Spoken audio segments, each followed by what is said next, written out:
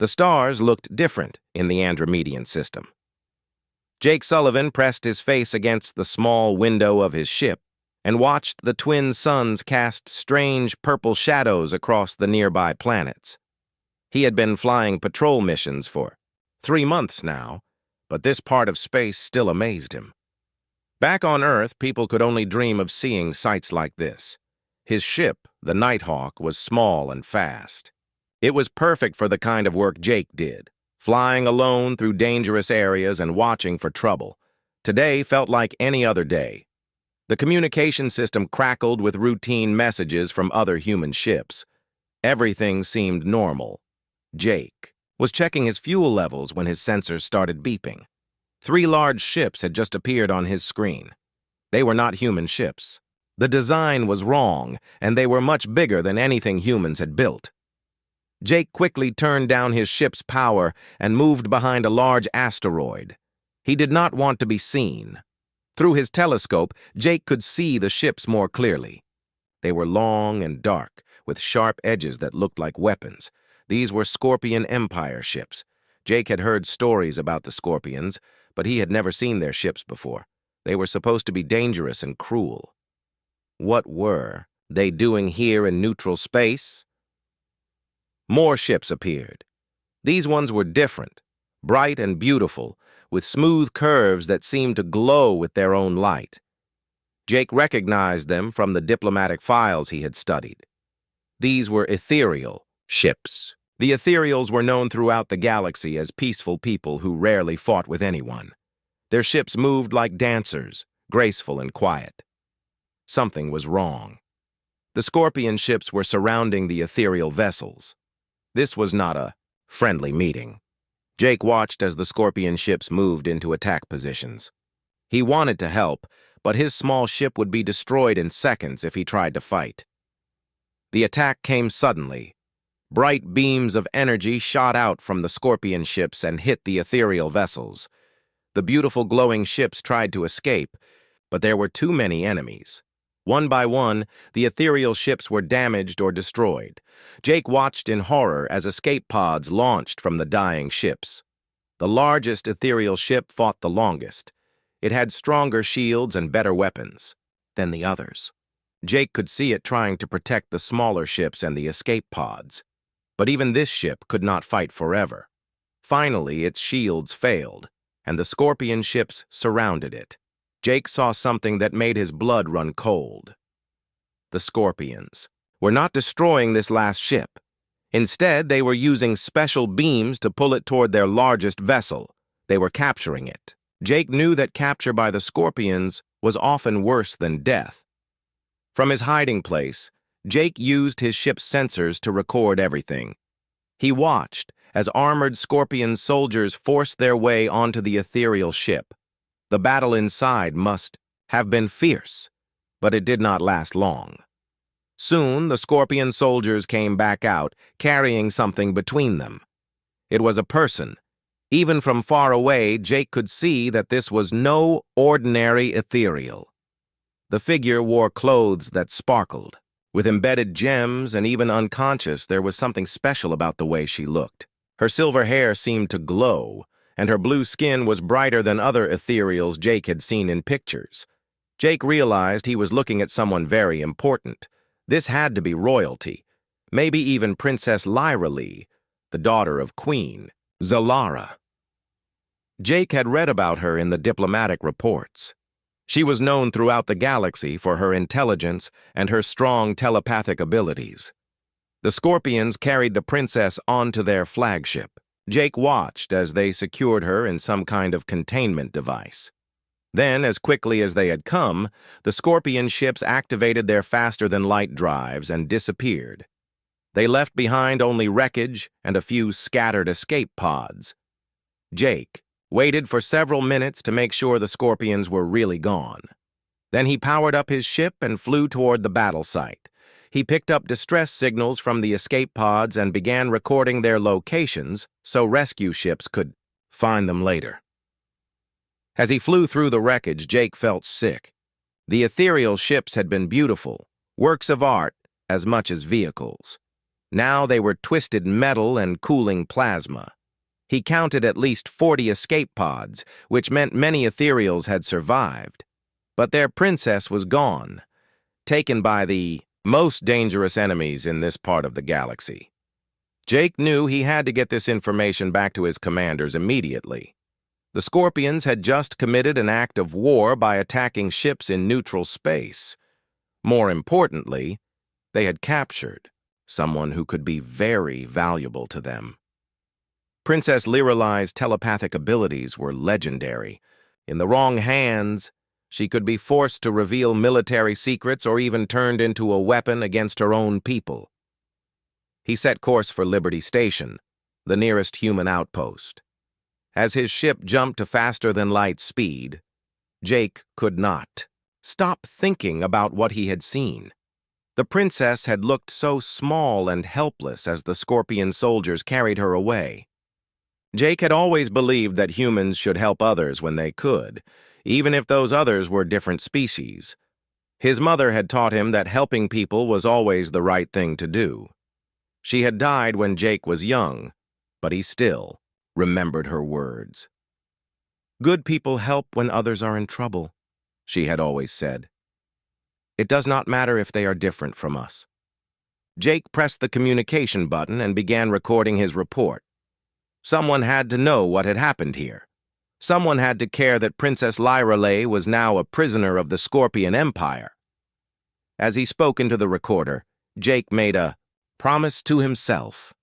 If there was any way to help the princess, he would find it. Jake's ship docked at Liberty Station 6 hours after the attack. The space station was busy as always, with ships coming and going from dozens of different worlds. But Jake did not notice the usual activity. His mind was still focused on what he had witnessed. He went straight to the command center and requested an immediate meeting with Captain Lisa Rodriguez. She was known for being tough but fair, and Jake respected her judgment. When her assistant said she was in a meeting, Jake told him it was an emergency involving an attack on diplomatic vessels. Captain Rodriguez saw him within 10 minutes. Her office was simple and practical, with star charts covering the walls and a coffee cup that was never empty. She looked tired, but her eyes were sharp as she studied Jake's face. "You look like you have seen something terrible," she said. "Tell me what happened." Jake played the recording he had made during the attack. Captain Rodriguez watched the screen without speaking, but Jake could see her hands tighten into fists as the Scorpion ships destroyed the ethereal vessels. When the recording showed Princess Liralee being captured, the captain stood up and walked to the window.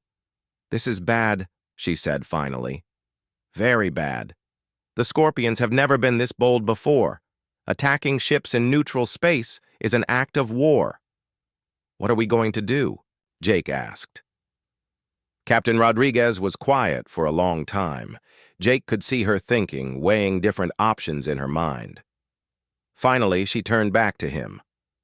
"Officially, this is not our problem," she said. "The attack did not happen in human space, and no human ships were involved. The ethereals have their own military. They can handle this themselves." Jake felt his heart sink. "But, Captain, they captured a princess. The Scorpions will torture her for information, or worse." "I know," Captain Rodriguez said. Her voice was sad but firm. "But we cannot risk starting a war with the Scorpion Empire. Humanity is still new to galactic politics. We have been in space for only 50 years. The Scorpions have been conquering worlds for thousands of years." Jake stood up. He could not accept this answer. "Captain, this is exactly why we should help. The ethereals are peaceful people. They have never hurt anyone. If we do nothing, we are telling the galaxy that humans do not care about justice. And if we do something stupid, we might get millions of humans killed," Captain Rodriguez replied. "I have to think about all our people, not just one alien princess." Jake walked to the star chart on the wall. He found the ethereal home system and pointed to it. "The ethereals have the best shield technology in the galaxy. Their energy weapons are centuries ahead of ours. If we help them now, they might share that technology with us later." Captain Rodriguez raised an eyebrow. Are you suggesting we help them just to get better weapons? No, Jake said quickly. I am suggesting we help them because it is the right thing to do. But the alliance would benefit both our peoples. Humans are good at thinking of new solutions to old problems. The ethereals have technology we can only dream of. Together, we could be much stronger than either of us alone. The captain sat down at her desk and activated her computer. She pulled up files about the ethereal kingdom and the Scorpion Empire. Jake waited as she read through reports and intelligence summaries. The ethereals do have impressive technology, she admitted, and our tactical analysts have noted that human unpredictability has confused several alien races in past encounters. The Scorpions think in very rigid patterns. They might not expect human-style improvisation. Jake saw his chance. Let me go after her. One small ship, one pilot. If I succeed, we gain a powerful ally. If I fail, you can say I acted without orders. Absolutely not, Captain Rodriguez said immediately. The Scorpion Fortress worlds are the most heavily defended places in the galaxy. Sending one pilot would be suicide. But that is exactly why it might work, Jake argued. They will not expect anyone to be crazy enough to try a solo rescue. Their defenses are designed to stop fleets, not individual ships. Captain Rodriguez stared at him for a long moment. You are serious about this, are you not? Yes, I am. Captain, I saw her face when they carried her away. She looked so scared and alone. If we do nothing, she will die or worse. And the galaxy will know that humans only care about themselves. The captain walked back to the window and looked out at the stars. Jake could see ships from many different worlds docked at the station. Humans were still newcomers here, still trying to prove they belonged among the stars. Even if I agreed to this insane plan, how would you get past their defenses? She asked. Jake had been thinking about this during his flight back to the station. Our new stealth technology, it has never been tested against Scorpion sensors. They might not even know we have it. The stealth system is still experimental. It could fail at any time. That is a risk I am willing to take. Captain Rodriguez turned around. And the language barrier? Ethereals do not speak standard galactic the same way humans do. The new neural translators. I know they are still being tested, but they might work well enough for basic communication. For several minutes, neither of them spoke. Jake could hear the distant sounds of the space station, ships docking, cargo being moved, people talking in dozens of different languages. This was what humanity had gained by coming to the stars, the chance to be part of something bigger than themselves. Finally, Captain Rodriguez sat down and activated her communication system. Get me a secure line to the ethereal embassy, she told her assistant. Jake felt hope rising in his chest. You are going to help? I am going to talk to Queen Zalara, she said. If her own people think a rescue mission is impossible, then we will not try it. But if there is even a small chance of success, then maybe humanity needs to take that chance. The communication system lit up, and soon the elegant face of an ethereal diplomat appeared on the screen. Captain Rodriguez explained the situation and requested an immediate audience with Queen Zalara. The Queen will see you within the hour, the diplomat said. But I must warn you, Her Majesty is very distraught. The princess is her only child. After the communication ended, Captain Rodriguez looked at Jake. If we do this, you understand that you will probably not come back? Jake nodded. I understand. But some things are worth the risk. Then let us go talk to a queen. Jake's journey into Scorpion space took him through 3 different star systems. Each one was more dangerous than the last. His ship's new stealth technology worked better than anyone had hoped, but Jake knew that one mistake would mean death. First system he passed through was called Nexar. It was a mining world where the Scorpions forced captured aliens to work in dangerous conditions. Jake saw the huge ships carrying ore between the planet and space stations. He also saw patrol ships moving in careful patterns around the system. Jake kept his ship's power low and moved slowly between asteroids and space debris. The Scorpions were good at detecting normal ships, but they did not seem to notice his vessel. The stealth technology made his ship look like just another piece of floating metal. The second system was worse. This was a military outpost where Scorpion warships were built and repaired. Jake counted over 200 ships of different sizes. Some were so large they could probably destroy entire planets. He wondered how many innocent people had died because of vessels built in this place. Getting through this system was harder. There were more patrols, and they checked everything that moved. Jake had to wait for hours behind a large moon while Scorpion ships searched the area around him. His heart pounded as the enemy vessels came close enough that he could see their crews through the windows. But the stealth system held, and eventually the patrols moved on. Jake continued toward his destination, the fortress world of HFY. The third system almost killed him.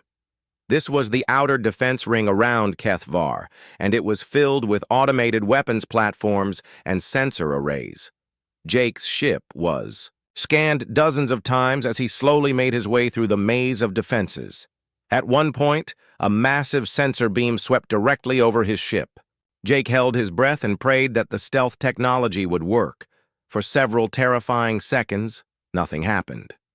Then the beam moved on, and Jake realized he was still invisible to their sensors. Finally, Jake reached HFY itself. The planet looked like a nightmare. It was covered with dark metal structures and weapon emplacements. Huge ships moved in and out of the atmosphere constantly. This was the heart of Scorpion military power in this region of space. Jake found an asteroid field near the planet and hid his ship among the rocks. From here, he could study the fortress and plan his approach. He used his ship's sensors to map the prison complex where Princess Lyrelei was being held. The prison was a massive structure built into the side of a mountain. It had dozens of levels, and each level was protected by energy barriers and guard stations. Jake studied the building for hours, looking for any weakness he could exploit. Meanwhile, deep inside the prison, Princess Lyrelei was fighting her own battle. She had been locked in a biosuppression chamber for 3 weeks now. The chamber kept her alive, but blocked most of her telepathic abilities. Without those abilities, she felt blind and helpless. The Scorpion interrogators came every day. They were horrible creatures that looked like giant insects walking on 2 legs. Their bodies were covered in hard black shell, and their eyes were like dark mirrors that reflected no emotion. They wanted her to reveal military secrets about the ethereal fleet. They wanted to know about new weapons, shield frequencies, and the locations of hidden bases. Lyrelei had refused to tell them anything, but she was getting weaker every day. The pain amplifiers they used were designed to cause maximum suffering without permanent damage. They could make her feel like her body was being torn apart, while leaving no physical wounds. The psychic disruptors were even worse. They scrambled her thoughts and made it hard to remember who she was, but Lyrelei held on. She thought about her mother, Queen Zalara, and how proud she would be if she knew her daughter was staying strong. She thought about her people, and how many of them would die if she gave the Scorpions what they wanted. Sometimes, when the pain was worst, Lyrelei almost gave up. It would be so easy to tell them everything and make the suffering stop. But then she would remember the faces of the ethereal children she had met during diplomatic missions. She could not betray them. Back in the asteroid field, Jake finished his reconnaissance and began preparing for the infiltration. He had found what he thought was a way into the prison complex. There was a transportation tunnel that brought supplies to the lower levels. If he could steal a Scorpion transport pod, he might be able to use that tunnel. Jake put on a special suit that would disguise his human appearance. The suit had built-in holographic projectors that would make him look like one of the many slave species the Scorpions used for manual labor. It was not perfect, but it might work if no one looked too closely. He also checked his weapons. He carried a human plasma rifle and several grenades. The rifle was smaller than Scorpion weapons, but more accurate. The grenades were designed to disrupt electronic systems. They would not kill many enemies, but they might create enough confusion for an escape. Finally, Jake activated the neural translator device. It was a small computer that attached to his head and would try to convert alien languages into something he could understand.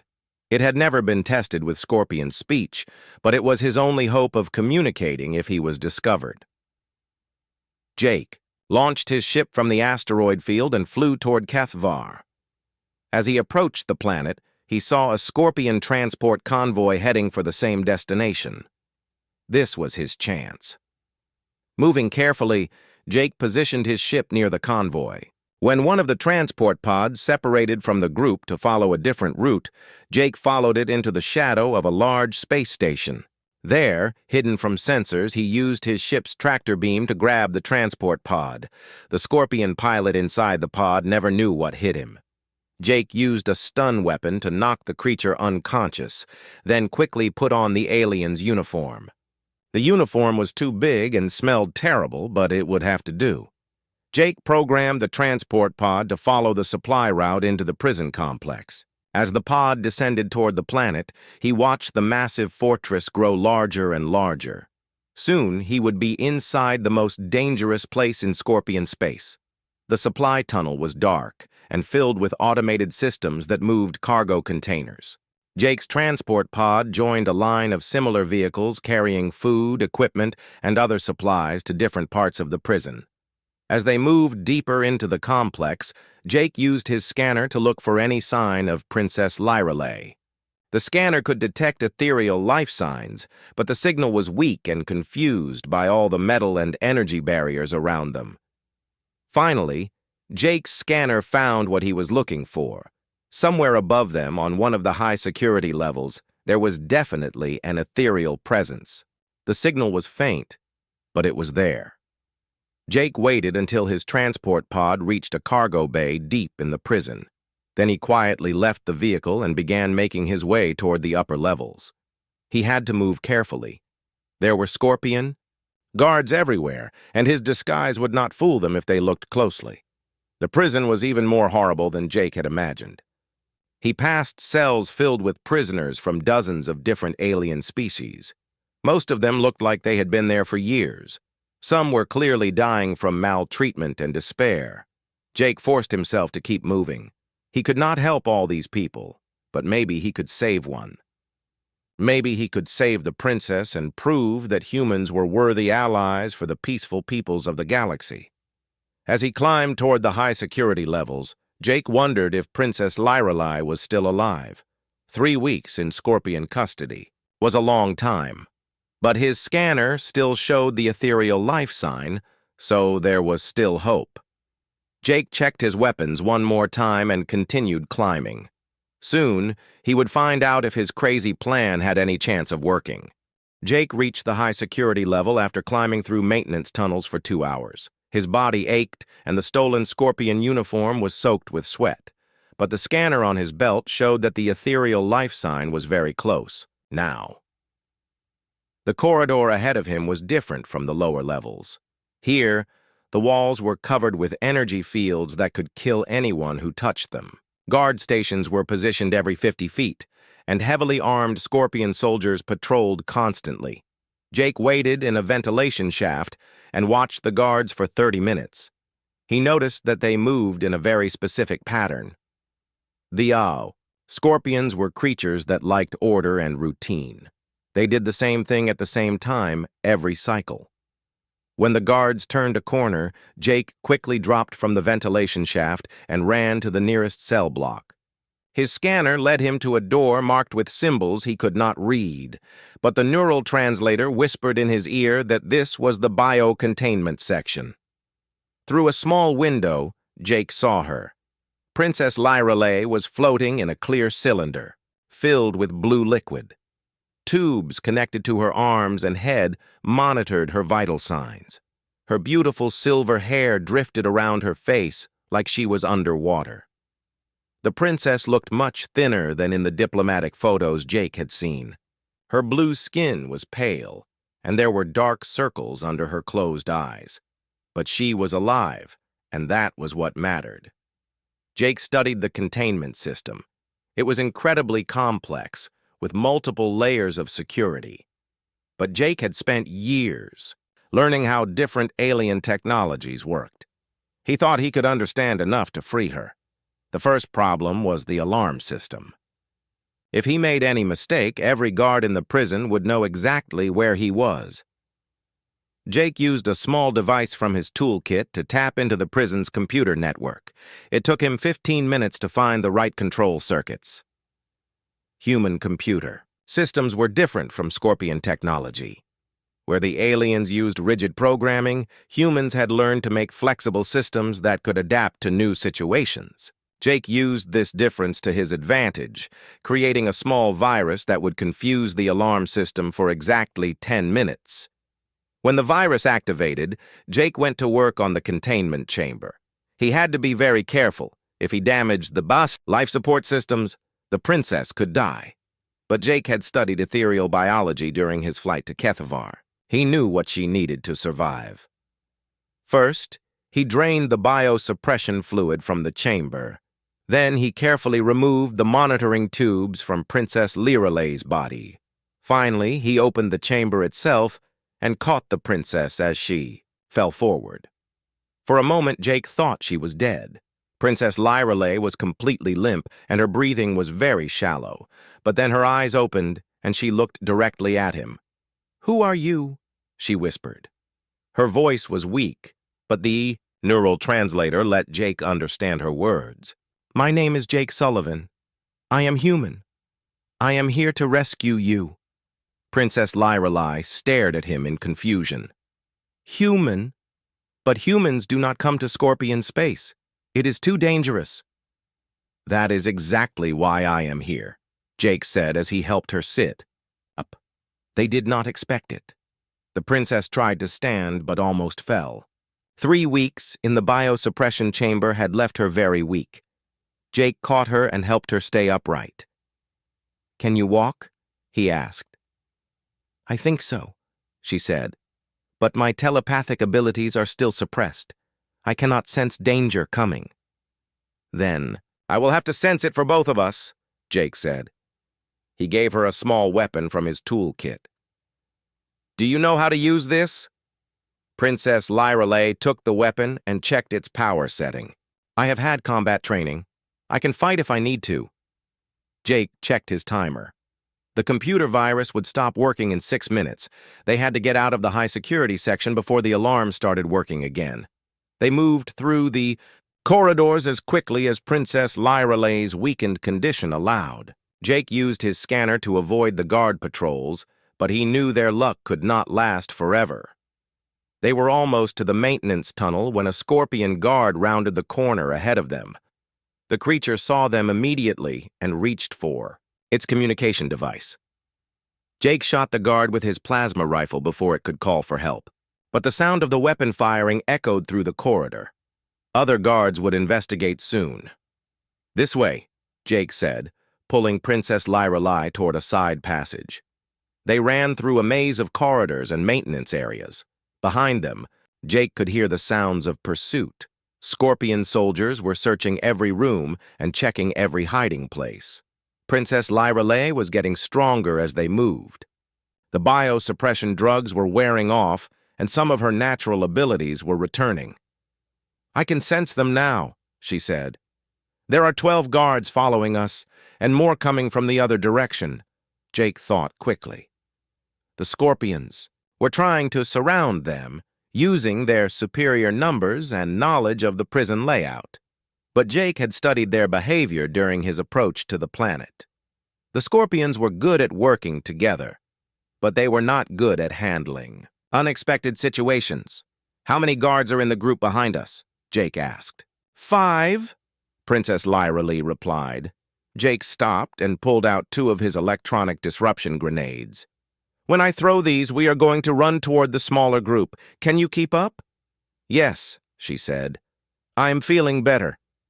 Jake threw the grenades down 2 different corridors. When they exploded, every electronic system in that section of the prison stopped working. Lights went out, communication systems failed, and security doors locked in random positions. In the confusion, Jake and Princess Lyrelei ran toward the smaller group of guards. The Scorpions were trying to use their weapons, but the electromagnetic pulse from the grenades had disrupted their targeting systems.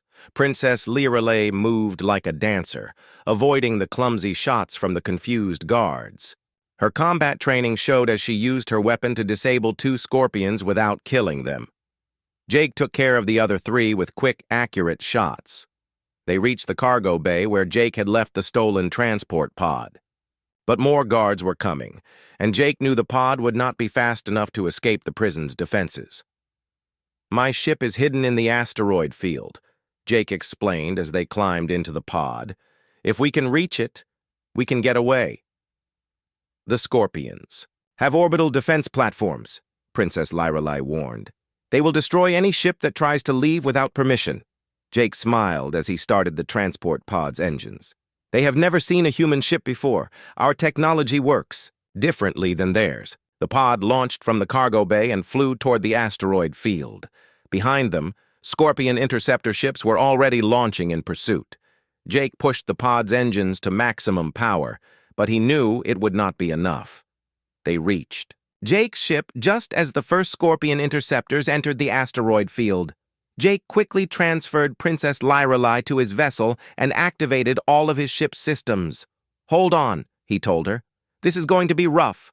The Nighthawk launched from its hiding place and immediately came under fire from the pursuing Scorpion ships. Jake's vessel was much smaller and faster than the enemy interceptors, but there were too many of them. Jake flew through the asteroid field at dangerous speeds, using the rocks as cover and obstacles. The Scorpion pilots were good, but they flew in formation and followed standard attack patterns. Jake flew like no alien had ever seen before, wild and unpredictable, using every trick he had learned in years of solo flying. Princess Lyrelei watched in amazement as Jake spun his ship between asteroids that should have been impossible to navigate. "How are you doing this?" she asked. "Human pilots learn to improvise," Jake explained as he avoided another burst of enemy fire. "We do not follow the same rules as other species." The chase continued toward the edge of the star system. More Scorpion ships joined the pursuit, but Jake's ship was already approaching the safe distance for faster-than-light travel. Just as Jake was about to activate his ship's jump drive, Princess Lyrelei grabbed his arm. "Wait," she said. "There is something you should know. The Scorpions were not just interrogating me for military information. They were trying to change me, to turn me into a weapon they could use against my people." Jake looked at her with concern. "Did they succeed?" "I do not think so," she said. "But I am not sure. We need to be very careful when we return to ethereal space." Jake nodded and activated the jump drive.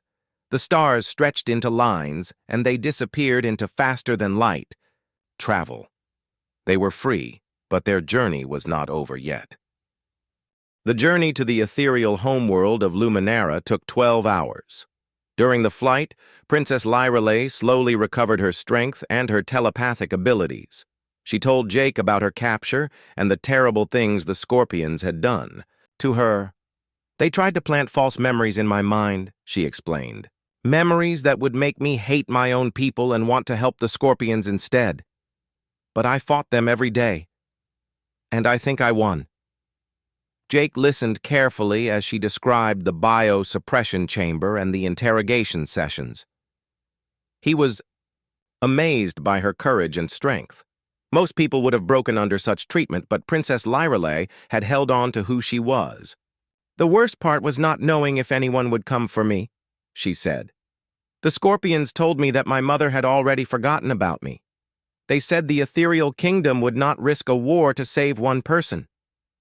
"Your mother never stopped looking for you," Jake told her. "When Captain Rodriguez and I met with Queen Zalara, I could see how much she loved you. She was ready to send the entire ethereal fleet to rescue you if there had been any chance of success." Princess Lyrelay smiled for the first time since her rescue. I should have known better than to believe scorpion lies. My mother would never abandon me. As they approached Luminera, Jake was amazed by the beauty of the ethereal homeworld.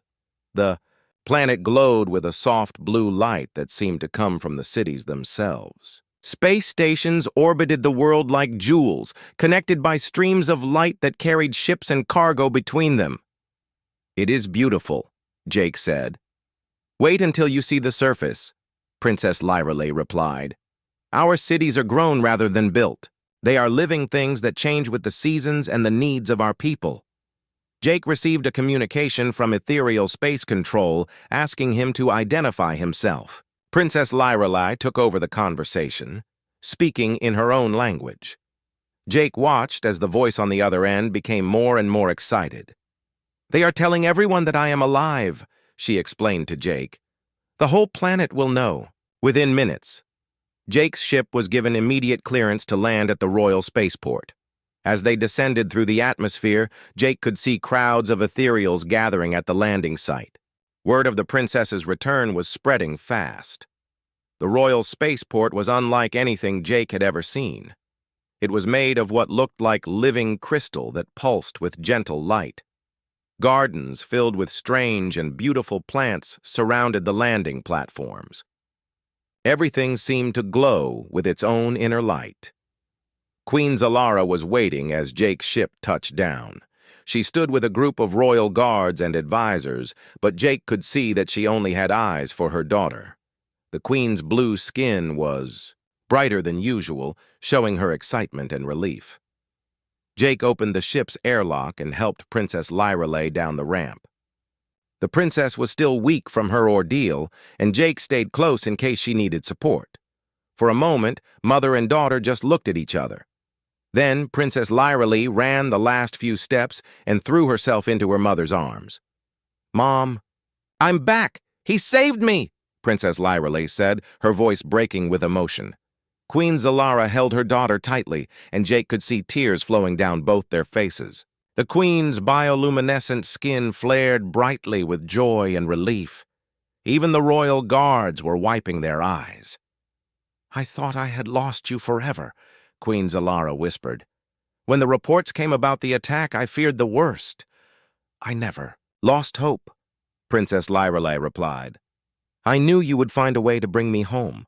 Queen Zalara looked over her daughter's shoulder at Jake, who was standing quietly near his ship. "But it was not I who brought you home, was it? It was this human who risked everything to save you." Princess Lyrelay turned and gestured for Jake to come forward. "Mother, this is Jake Sullivan. He came alone into Scorpion space to rescue me. Without him, I would still be their prisoner." Jake approached the queen and bowed respectfully. He was not sure what the proper protocol was for meeting alien royalty, but Queen Zalara smiled at his attempt at courtesy. "Jake Sullivan," she said, and her voice carried an authority that came from ruling an entire star system. "What you have done is beyond brave. It is beyond anything we had any right to expect from someone who barely knows our people." "Your Majesty," Jake replied, "I could not stand by and watch an innocent person suffer when I had the power to help." Queen Zalara studied Jake's face for a long moment. "You speak of power, but you are just one human with one small ship. Yet, you succeeded where our entire military thought success was impossible. How?" Jake thought about how to answer that question. "Your Majesty, humans are still new to the galaxy. We do not have the best technology or the strongest weapons. But we have learned to think differently than most species. When everyone says something is impossible, we try to find a way to do it anyway." The queen nodded slowly. "And this is why you were able to rescue my daughter when no one else could." "The princess saved herself as much as I saved her," Jake said. "Her courage and strength made the rescue possible. I just provided the transportation." Princess Lyrelay laughed, and the sound was like music. "He is being modest, Mother. You should Have seen him fly through the asteroid field with half the Scorpion fleet chasing us. It was like watching magic. Over the next few hours, Jake was introduced to many important ethereals. Scientists wanted to know about human technology. Military officers wanted to understand human tactical thinking. Diplomats were already discussing the possibility of an alliance between their peoples. But the most important conversation happened that evening, when Queen Zalara invited Jake to a private dinner with her family. They sat in a garden that overlooked the capital city, eating food that Jake had never tasted before, but found delicious.